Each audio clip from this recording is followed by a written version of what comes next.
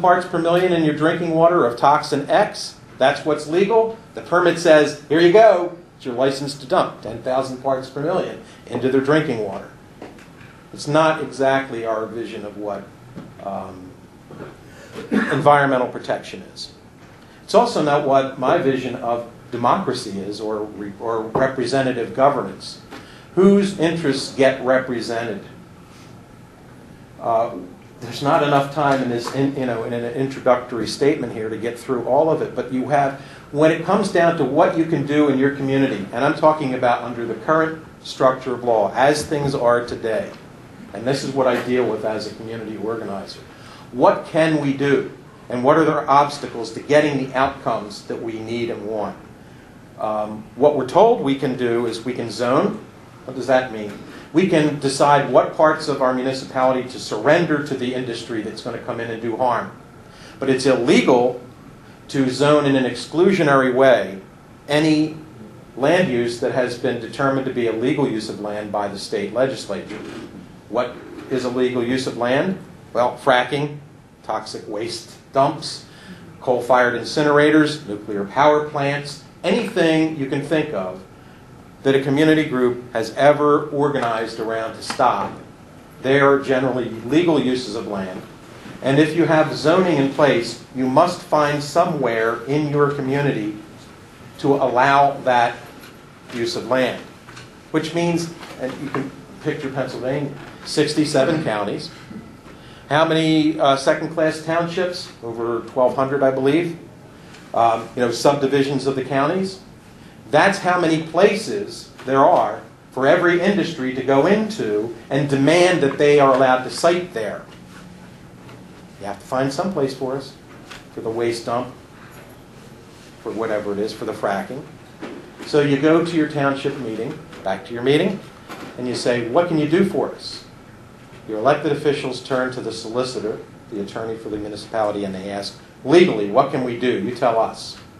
The solicitor turns to his or her boss, the state legislature. Actually doesn't go to the Harrisburg, but opens the state law books, looks and says, well, you can't really do anything. You're preempted from regulating this industry X. Here is the max you can do. You can zone industrial and say you can drill for gas here, but not here where the residential area is. Well, we have lots and lots of places doing that today. And that's what they're being cornered into doing, surrendering parts of their community. First, admitting that they don't have the direct authority to say no. That human beings, we the people, don't have the self-governing authority to command or to tell corporations what they may engage in, what activities they may engage in the community. Corporations are not subordinate to the people. That's the message. What is a corporation?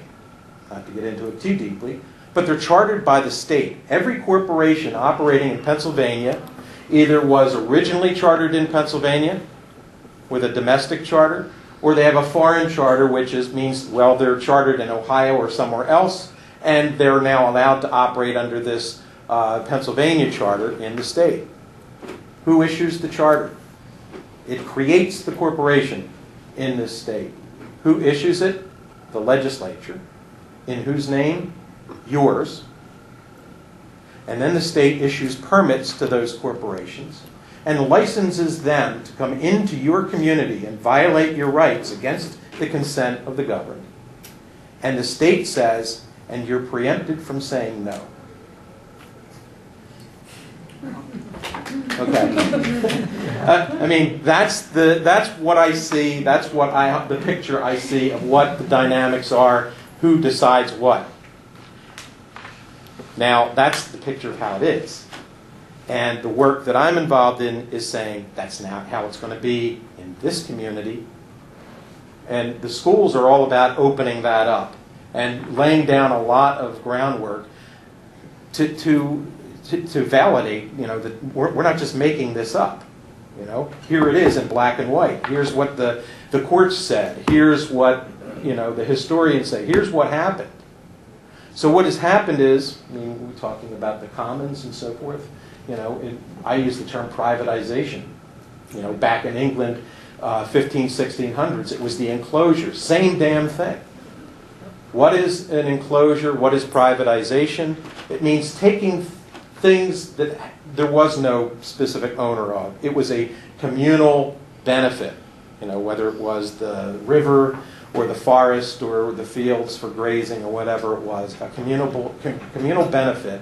And someone privileged by the guys with the guns comes in and says, this part here, here's the line on the map, that's mine. I have exclusionary right, it's called private property now, I now have exclusionary right to use this, and everybody else is excluded.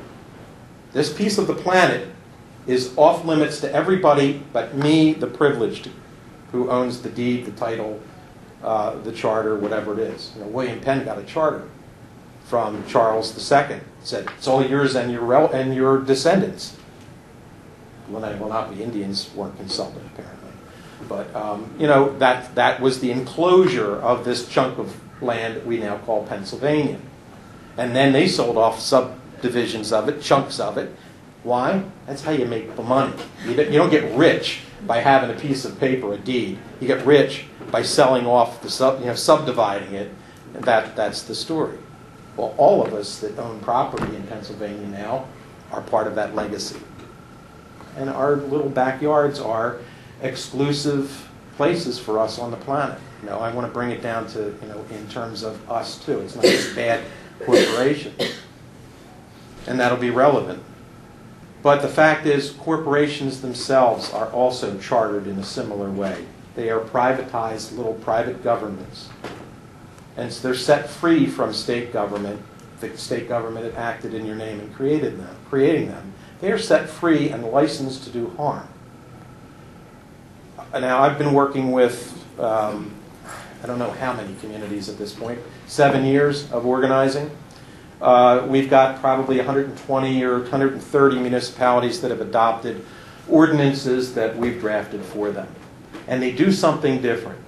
They don't go along with the premise that we don't have a right to say no.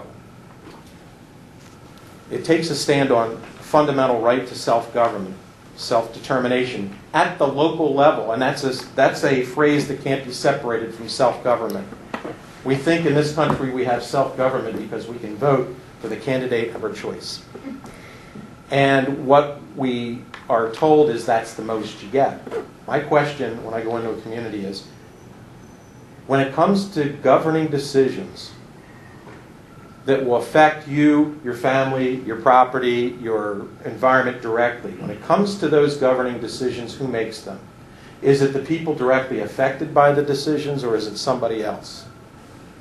If it's the people affected, please raise your hand. I actually do that, and nobody ever does. If it's somebody else, you're being denied your fundamental right to self-government in the place where you live. And I say again, in the place where you live. Because if you don't have the right to self-government in a specific place identifiable on a map of Pennsylvania, so we're talking about Pennsylvania, show me on the map of Pennsylvania where you get to exercise your right to self-government. And if you can't, then my assertion is you're being denied that fundamental right. You know, one of my philosophy classes somewhere back there said something about, for it to be real, you have to be able to identify it somewhere in space and somewhere in time. Well, it isn't real. It's a concept, self-government. Unless you can show it's in action in a place at a particular time. And our job, once we've decided that we don't have it, is then to decide what we're going to do about it. You got three choices, I think. First choice is do nothing. And I don't mean this flippantly. A community of people have the right to say, I'm too busy, I'm too tired, whatever reason, I don't want to get sued. All the reasons.